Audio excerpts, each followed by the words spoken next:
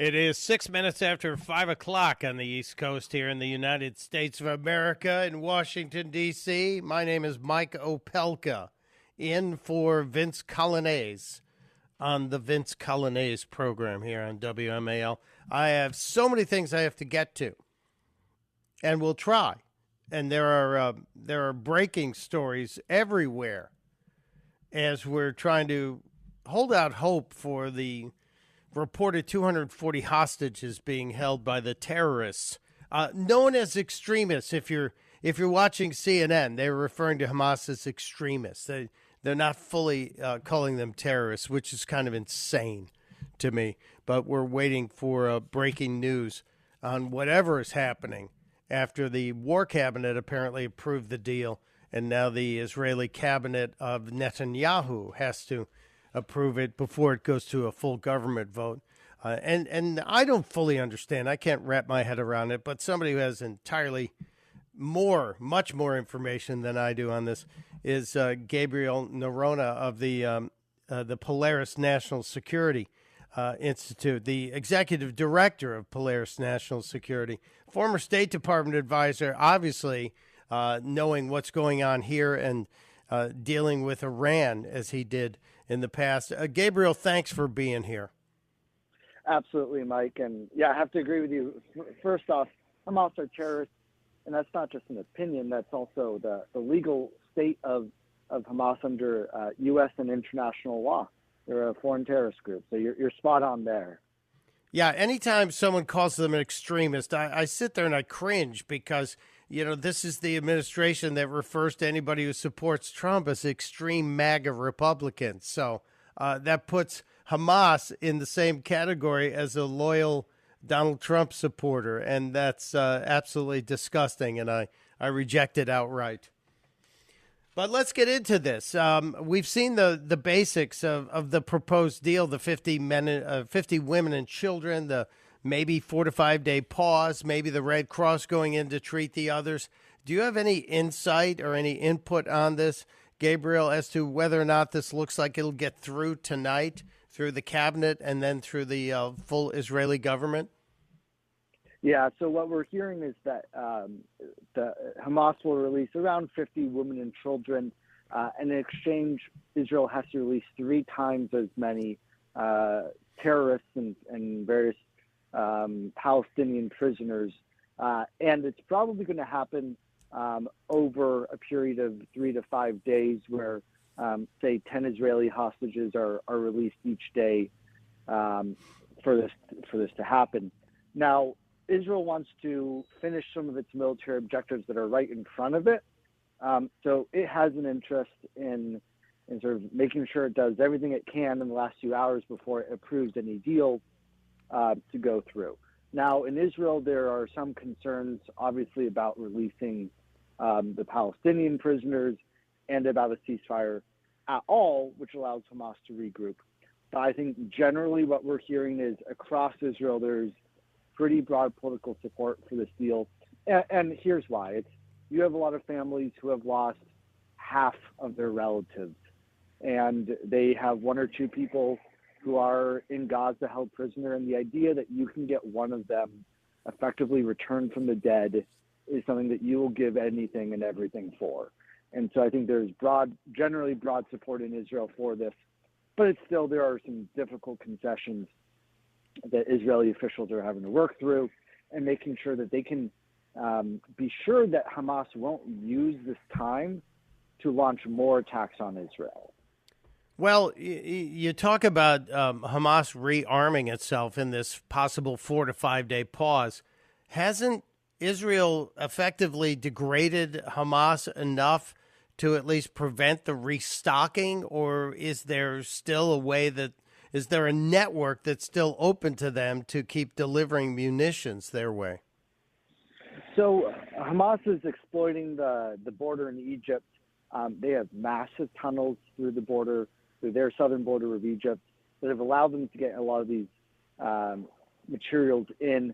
But that's not going to change. And 3 to 5 more days isn't going to be a game changer there.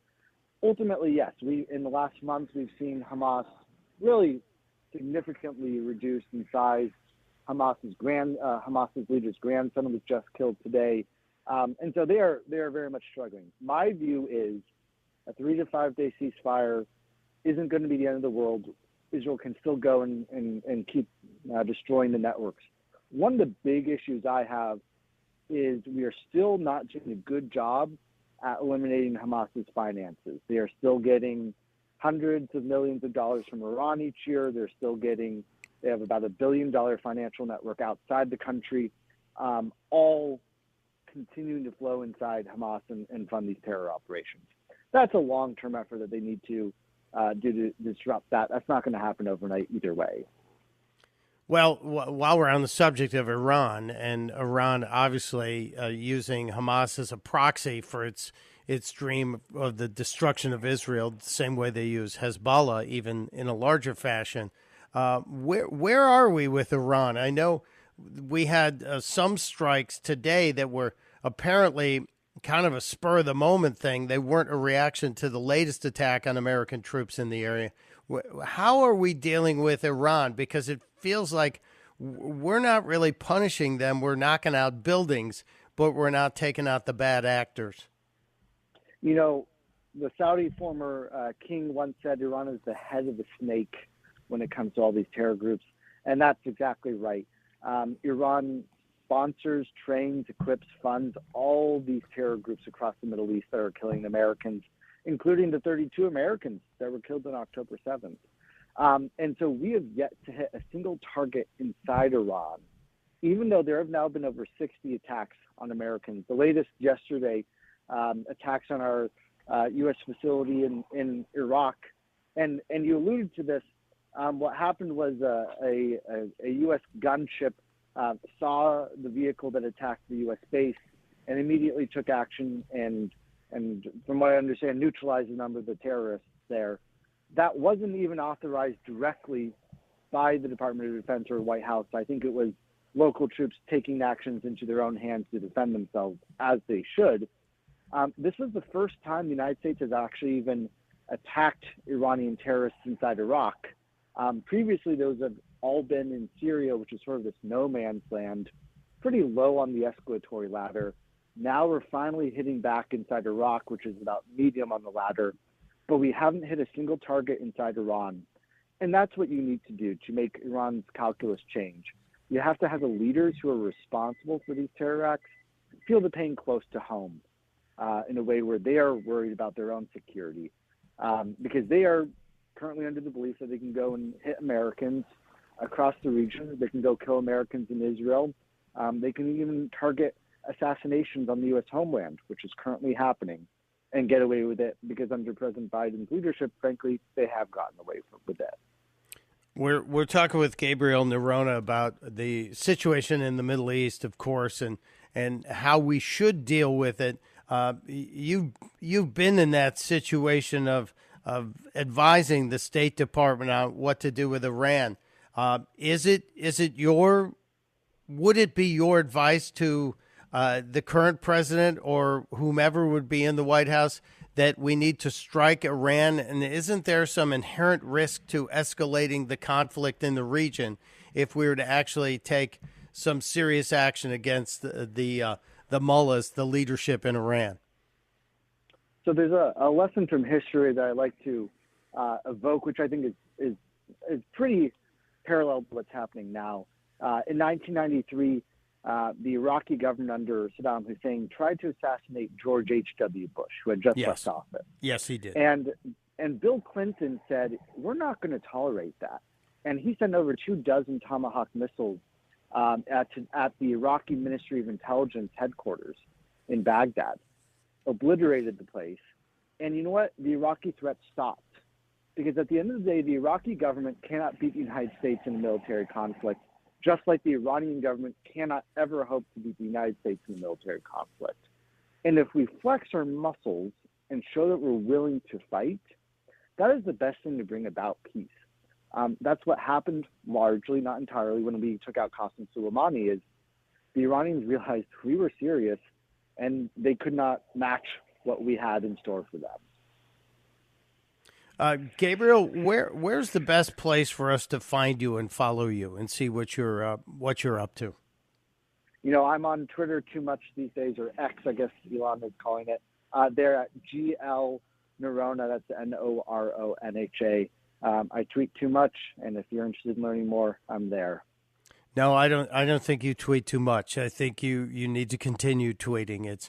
It's important. More information is always important. GL Noronha, Noronha. Thanks for joining us on the last minute here to give us more clarity on the subject. I hope somebody is listening in the White House or maybe in the Pentagon. I appreciate you, Gabriel. Absolutely. Thanks for having me on, Mike. And there he goes. Very interesting. I asked that question. Some people are saying, why would you ask if we would inflame the situation? I think it's important to know.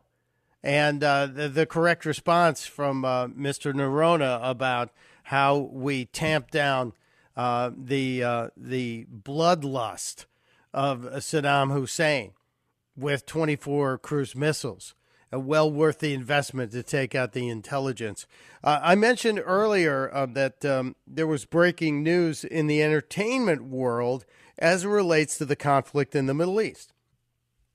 Just a few days ago, Susan Sarandon, leftist Susan Sarandon, was at a New York City rally in support of the Palestinians. She was someone who stood up and was telling people, and I want to quote her correctly here, quote, there are a lot of people that are afraid of being Jewish at this time and are getting a taste of what it feels like to be a Muslim in this country, close quote. That's from Susan Sarandon. 77-year-old Susan Sarandon, Oscar winner, and member of the elite left Hollywood community, or is she? Reports today, and it is all over the internet, that Hollywood agents at UTA, one of the biggest agencies in Hollywood, have told Susan Sarandon to take a hike, that you're not welcome here anymore. And she is not going to be represented by them, telling American Jews you're getting a taste of how it feels to be a Muslim in America. Maybe we know where the line is now. Susan Sarandon just crossed it. She might be persona non grata. And now the film she's apparently involved in is maybe facing some challenges because it is all about funding, isn't it, going forward? Her hatred may have cost her and the people working on that film. It is 5:25 on a Tuesday. Mike Opelka, my name, in for Vince Coglianese today and tomorrow. I should be back tomorrow, hopefully. Thanks for being here. We know you have choices. Hope you're getting ready for Thanksgiving. I know the Biden family is. After Joe's birthday yesterday, I just posted the photo of Joseph Robinette Biden Jr. with the birthday cake at the White House yesterday. The birthday cake with 81 candles on it, all ablaze. And I kept thinking, how much carbon is this cake putting out? But Joe is gripping the sides of the table and grinning like a certain possum with a rusty fork, as we used to say down south. And I'm not going to explain what that means. If you know, you know. But the photo of Joe Biden with this birthday cake, and we were trying to figure out, we were having a discussion in here during the break. Was he winding up? Was he grabbing the sides of the table in order to attempt to blow out all 81 candles? It does look like a bonfire, but I want to know what happened next, because it is ablaze, this cake. And we know Joey's an ice cream guy. He's not necessarily a cake guy, so I'm sure this was all done for show. But was this the wisest move? Last year when he turned 80, he got kind of snippy with the press and said, I know how old I am. You don't need to tell me how old I am. Well, maybe we do, because maybe you don't know how old you are. I'm just throwing that out there, sir. we'll see. Yesterday, I caught Senator John Kennedy of Louisiana talking about Joe Biden and Kamala Harris, and talking about how bad this team is. And they're certainly underwater on so many categories. But you can always count on Senator Kennedy to deliver clarity when it comes to speaking about our elected officials. Here's a little clip from that moment. And the American people have concluded that President Biden is old and he needs soup and an early bedtime. And they have concluded that Vice President Harris is not capable, that when her IQ gets to 75, she should sell. Again, I'm not saying that's fair or accurate, but that's a conclusion today that the American people have reached. Well, we certainly pretty disgusting. Yeah, we certainly see. Yes, the polls are out there, and Senator Kennedy always delivers crystal clear analysis on it. When Kamala's IQ hits 75, she should sell. I love that guy, and I love the fact his name is John F. Kennedy, senator from Louisiana. Michael Pelka stepping aside. More to come. I got a couple other special clips to share with you on the Vince Coglianese Show on WMAL.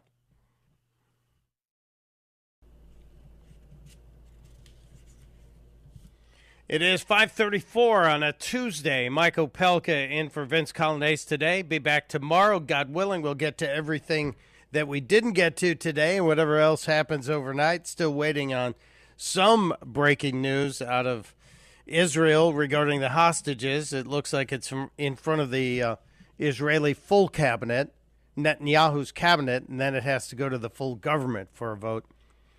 And it's overnight, so they're working late.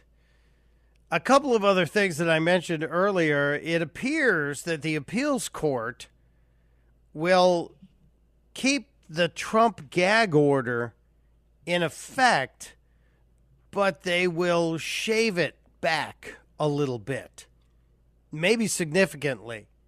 So this kind of feels like they're giving a win to both sides. The three-judge D.C. Circuit Court of Appeals panel was concerned that this order that bars Trump from speech and targeting witnesses and prosecutors and courthouse staff might be messing with his free speech, all of our free speech. The term that Politico used was, quote, created murky restrictions that stifled the former president's right to push back against his detractors, particularly in the heat of a presidential campaign, close quote. That's excellent. That is absolutely correct. And I'm hoping that the First Amendment wins out overall. The First Amendment is, of course, first for a reason, the most important amendment requiring so much protection, especially these days when the left would be pushing to take it away from anyone who disagrees with them. So I'm happy to see that. And speaking of disagreeing, this morning on the Morning Joe, I know you don't watch. We watch, so you don't have to. It's kind of like we get combat pay for this, for watching these folks. Morning Joe is now realizing what most of us and most of the Democrats have realized, that Joe Biden is so challenged, is so cognitively troubled, that he is not going to be a worthwhile candidate for anyone that the GOP puts up, much less Donald Trump. And so the answer is now to go after Trump on every level. I mentioned it earlier when we talked with James Rosen about how the left is now starting to paint Donald Trump as, well, he's old too. I could not believe it. My jaw dropped this morning when talking about the 81st birthday of Joe Biden. And yes, I did put up on Twitter/X, on my Twitter X account, at Stuntbrain or Mike Opelka, wherever you find it, the cake, the bonfire cake from Joe Biden. They're trying to make his age a laughable thing. They're kind of laugh it off a little bit. Joey's saying, yeah, it's not every day he turns 60, or last night he said 142, and then the cake is posted. But the left is now trying to say, well, Trump's almost as old. He'll be 78 in June. Okay, it's November right now, and Joe's 81 now. And when we get near the election, Joe will be about to be 82 if he's still the candidate, and Trump will still be 78. And just listen to the two of them speak in public. That's all you need to do is listen to the two of them speak in public. I think it's apparent. Joe today, in one of the discussions they were having about what we got out of China and talking about the concessions that we allegedly got from China as regards to fentanyl and the Chinese putting poisonous fentanyl into our country, killing tens of thousands of Americans every year, predominantly young Americans. Joe kind of drifted off script and he went into the anyway department. Whenever he goes to anyway, it means he's lost his way. It really is an American tragedy. Just in the neighborhood I'm in, next door neighbor, and it's just tough stuff. Now, remember last week when he was talking about fentanyl, Joe kind of said he had experience with this. He knew a story. He knew of a family where one of the children, the kids woke up dead, which, again, it's just a bizarro turn of phrase from this guy. Yeah, they woke up dead. What? Wait, huh? And now today he's saying that one of his neighbors, his next door neighbor, is Joe telling us something? I live in Wilmington, Delaware. I'm not that far from the Biden property, the protected property in North Wilmington, where when Joe's in town, we have Joe Jams because they have to shut everything down. But this was the story Joe told the other day when he was talking about the kids on fentanyl. By the way, I guess I shouldn't identify where it occurred, but John, I know two people near where I live. Their kids literally, as that's strange, they woke up dead. So a couple days ago, he said, I guess I shouldn't identify, but it's people I know where they live. And then today he said, next door. Yeah, the difference between this guy and Donald Trump, it's more than a couple of years on the old cognitive scale. And Donald Trump putting out the medical report from his doctor, kind of encouraging, I think, kind of important. But as I mentioned, the mainstream media is now going into a full-on attack on Donald Trump. They're going to say that he's going to destroy America. And this morning on Morning Joe, Mika and Joe double teaming today. We should go through this. This is a lengthy clip, but trust me, it's worth it because you'll just see how desperate these guys are. They're getting so desperate.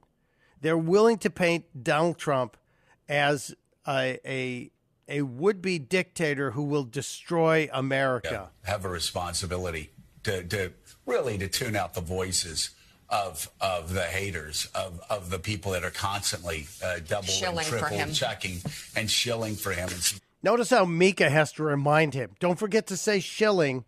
They said you got to say shilling. We have to say shilling. Give me a break. But it gets weirder and worse. That somehow they're being biased, bending over backwards, treating him like a normal candidate. He's not a normal candidate. He is running to end American democracy as we know it. He's running to end American democracy as we know it. The guy who got more votes as a sitting president than any previous president. Got more votes than any sitting president. Yeah, he wants to end democracy. He doesn't want people voting. That's obvious, Joe. But continue. Authoritarian who a court in Colorado 2 days ago ruled that he led an insurrection against the United States government. He's charged with leading schemes to help overthrow the United States government. So he's referencing the Colorado case where a biased judge was charged with trying to decide if Donald Trump should have his name removed from the ballot. If Donald Trump should not be allowed to run for president. This is one of at least three cases. Mr. Trump's case was thrown out of the Minnesota State Supreme Court. They said that, and that's a very liberal court. They said, no, this isn't a good case. Michigan tossed the case. And in Colorado, where this very biased judge It said Donald Trump incited an insurrection. Well, if he did that, then why didn't she pull him from the ballot? Because she couldn't. But this push to try and smear Trump is going on, and now these guys, the mainstream media, especially Morning Joe, they're going all in. And, well, just hear the rest of this. So if they want to frame it that way, that's fine. If you want to be fair, then you will frame this as Joe Biden being the candidate that supports American democracy, and Donald Trump, a candidate who supports a new form of government here that's authoritarian. It's really that simple. And by the way, now, who's the authoritarian? The guy who is allowing our southern border to be overrun? The guy who is sending his people to cut down the wire fencing, the razor wire put up to protect our border? The guy who is ordering the agencies to not permit you to buy the stove you want to buy the light bulb you want to buy, to own the car you want to own? Who's the authoritarian here? I'm forgetting, Joe. Reverend Al, when people go, oh, you can't compare him to past Nazi leaders. You can't compare him to this past Nazi leader or that past fascist leader because he hasn't done that. Well, what hasn't he done? He hasn't done the things that the American judicial system did not allow him to do last time, but may very well allow him to do this time, or a judicial system that will be ignored by Donald Trump and ran over by Donald Trump to create the greatest constitutional crisis of our lifetimes. Just because he hasn't done it yet doesn't mean he won't do it when he gets a chance to do it. I want to talk about mental illness here for a moment. Delusional is probably the word that comes to mind the most when I hear this guy. Delusional. And he is, again, when a leftist points a finger at you, there are three fingers pointing back at themselves. And that's what's going on here. But it's about to get really weird. It's about to really fall off the rails. And here is the wrap-up of this clip from Joe Scarborough. And if he is voted into office, then a lot of these people that are talking about literal or figurative or whatever the hell they're saying, you're going to look like idiots because he will get away with, he will imprison, he will execute whoever he's allowed to imprison, execute, drive from the country. So now Joe Scarborough today, this morning, has come out and said if Donald Trump is elected, he will imprison, he will execute, and he will drive from the country whomever he is allowed to imprison, execute, and drive from the country. We need some sort of wellness check, some sort of mental health wellness check on Joe Scarborough. This is beyond the pale. And I hate to say it, but even Sharpton, who I will not give a official designation of a man of the cloth because I don't think he is one, Sharpton even looks confused at all of this. Like he wants out of there. It is crazy. And I think it smacks of the desperation. I don't think I'm wrong on this. Jason is in Kensington and calling on the phone today. Jason, it feels like there is an air of desperation among Democrats at this point, and they're flailing, are they not? Oh, I mean, it's so obvious. I mean, this is just absolute tripe. I mean, the thing is, too, they're kind of between a rock and a hard place because I don't think Biden's going to be able to run. I honestly just think they're trailing him along until the last minute, then they're going to pull the rug out and then present their new candidate, which I don't know who will be, but I think they're just trying to trail him along until time's right because, I mean, there's just no way he can campaign, he can't debate, he can't do anything. And I just think that, it's just, and also this justice thing, I mean, about like imprisoning people and all that. I mean, this is what they've been doing for the last 4 or 5 years to Trump. I mean, it's almost like they just want you to forget what they've been doing. It's like, it's on the news and it's in plain sight, but it's like, no, we didn't do that. We never did that. It's just, you can't believe your lying eyes. And how many January 6th defendants have been held in solitary confinement? And now that there's 44,000 hours of tape out there, we're seeing just how much the justice system, the legal system, was abused against some of the people. Now, there were people that broke the law, but I dare say there are probably going to be a few hundred January 6th defendants who are going to appeal their cases after all that video came out. Yeah, I mean, most of the stuff was misdemeanors, trespass, but, I mean, didn't warrant putting them in a high-security prison and, solitary confinement. I mean, one poor guy hung himself, and he was in there for the total of about 2 minutes and walked out. I mean, it's just so. I mean, this is just so fascist the way they've run this thing the last 4 years, and it's like people know what's going on, but their hands are tied with social media and the dominance of the media to control the information.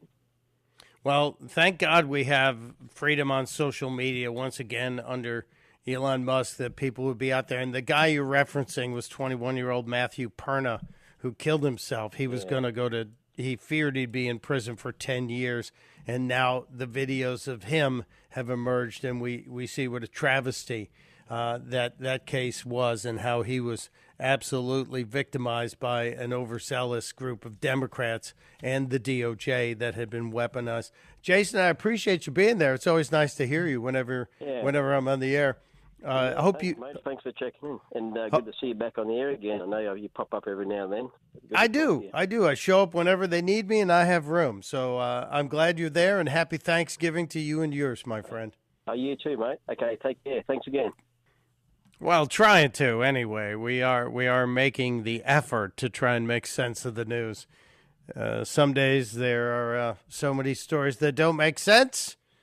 It's difficult. It's Mike Opelka in for Vince Coglianese today, and God willing, I'll return tomorrow. We'll cover everything on the Thanksgiving Eve, the Wednesday before Thanksgiving, and we'll also, since tomorrow's the 60th anniversary of the assassination of President Kennedy, I'm anticipating a discussion with my friend Gerald Posner, who wrote what I think is the best book on the Kennedy assassination, called Case Closed. And I know it's a good book because it irritated Oliver Stone. Oliver Stone hated it. So that tells you something. That's a good thing. We also have to get into the story of a soldier who was turning in his gear at the end of his 4-year hitch and was given a bill for $4,000 by the government for equipment he left behind during the Afghanistan withdrawal. Equipment he was ordered to leave behind. Well, we'll get into that because there's news on that. And apparently the amount of time you sleep is related to race, and there may be racism involved in sleep. I wish I were kidding. This is the latest crazy. There's a whole lot of woke news we need to get to tomorrow. Crazy woke news that we thought we had defeated the woke thing, but I guess we still have some work to do. And then, of course, no political show would be complete without a final thought from Cardi B. Yes, that Cardi B, who wants to know that she's worried about New York and what's going to happen. I'm going to be drowning in rats! Rats and squirrels and raccoons! Yeah, drowning in rats and squirrels and raccoons. Why would she say such a thing? You got to be here tomorrow. It's Mike Opelka reminding you, testudo, my friends, testudo.